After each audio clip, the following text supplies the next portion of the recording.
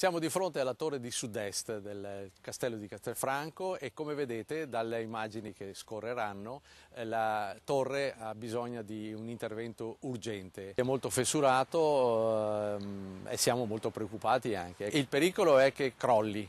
La torre sta crollando e queste fessurazioni dettate dal tempo e da anni di indifferenza ne sono la testimonianza più evidente. È uno degli elementi della cinta muraria castellana, ma sicuramente quello che richiede un intervento immediato. Eppure poco più di un secolo fa gli austro-ungarici avevano deciso che dovesse sparire del tutto, iniziando un abbattimento testimoniato da questa breccia. Uno scempio evitato dal senso civico degli amministratori pubblici del tempo.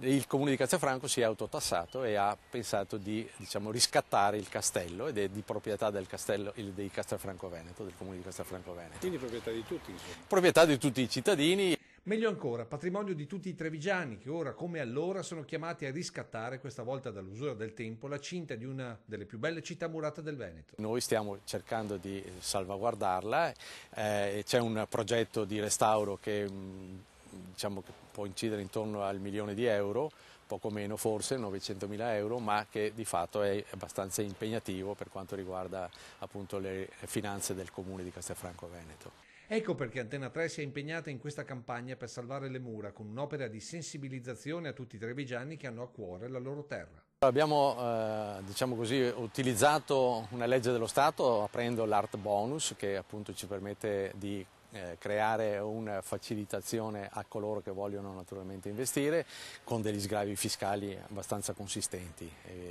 Poi però è aperto anche al singolo cittadino con quote relativamente basse, perché si può partire anche dai 2 euro di fatto e versarli direttamente al conto della tesoreria del comune e il comune ne farà garanzia di un intervento reale e concreto.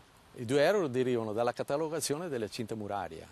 La cinta muraria è costituita da 3.750.000 pietre e sono state naturalmente inventariate proprio in occasione dell'acquisto del castello.